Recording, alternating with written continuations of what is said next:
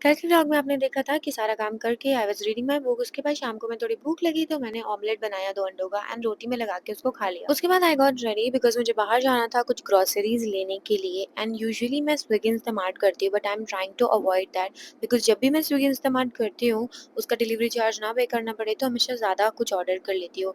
सब्ज़ी की दुकान में जाकर मैंने रॉ मैंगो खरीदा। मैं वहाँ पर उसको देखकर बहुत खुश हो गई थी बिकॉज़ मुझे रॉ मैंगो सैलेड और मेरी भेलपूरी में बहुत पसंद है। मैंने शाम को ही रोटी और ऑमलेट खा लिया था तो इतनी भूख नहीं लगी थी बट मेरा बहुत मन था भेलपूरी खाने का, तो मैंने सोचा लाइट वेट भी होती है और खूब सारी वेजिटेबल्स डाल के घर पर जाकर बनाऊंगी। तो मैंने उसके लिए लया भी ले ली, प्याज और कुकुम्बर जो भी मुझे चाहिए था सब लेकर आ गई क्योंकि मैं 3D पैटर्न के लिए जा रही थी। तो जब मैं घर आऊंगी तो मुझे जाना नहीं पड़ेगा क्योंकि मैं बहुत लेट आऊंगी घर। और घर आकर मेरे से बिल्कुल भी रहा नहीं किया तो सारे बर्तन मैंने साइड में रखे क्योंकि मुझे भेलपूरी की प्रिपरेशन करनी थी। बर्तन लकीली ज्यादा नहीं थे जस्ट बिकॉज मैंने आफ्टरनून में भी वॉश कर दिया था। उसके बाद मैंने कुकुम्बर को छीला, चॉप किया, साथ ही में अनियन, टोमेटो और ग्रीन चिली ये सब मैंने चॉप कर लिया। और मेन इंग्रेडिएंट तो मेरा रॉ मैंगो होने वाला था। भेलपूरी की रेसिपी तो मैंने पहले भी शेयर करी है, बहुत ही ज्यादा इजी होता है। सारी वेजिटेबल्स चॉप कर लो, सब मिक्स कर लो और मेन इंग्रेडिएंट अगर आप रॉ मैंगो डालोगे तो और टेस्टी हो जाएगा। इसको और हेल्दी बनाने के लिए मैंने इसमें चना डालने का सोचा। सारी चॉप्ड वेजिटेबल्स डालने के बाद इतने बड़े पतीले में, बिकॉज मुझे कोई और पतीला मिल नहीं रहा था, मैं बहुत ज्यादा बनाने वाली थी। मैंने इसमें बस 3 मेन इंग्रेडिएंट डाले, that is chilli powder, salt, स्वाद अनुसार और लेमन। लेमन मैं बहुत ढेर सारा डालती हूँ क्योंकि मुझे खट्टा बहुत पसंद है।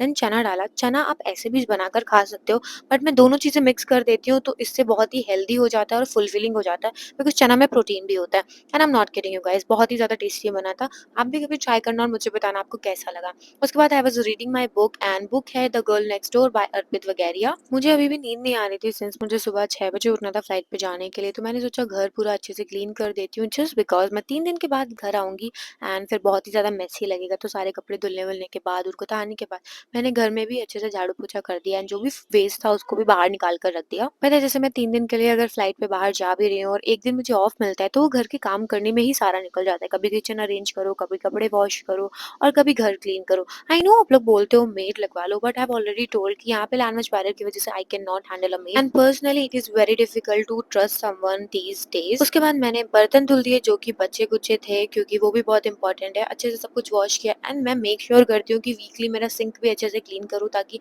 कोई भी फूड वेस्ट वगैरह ना आए। पहले मैं नहीं करती थी बट मेरी जब सिस्टर आई थी उसने मुझे बताया था कि you have to do it otherwise वो क्लॉग हो जाएगा। एंड सच में एक दिन वो क्लॉग हो गया था। सुबह के लिए ब्रेकफास्ट में बना नहीं पाऊंगी तो मैंने ड्राई फ्रूट्स फुला के रख दिए और चने वही मैं टिफिन में लेकर जाऊंगी।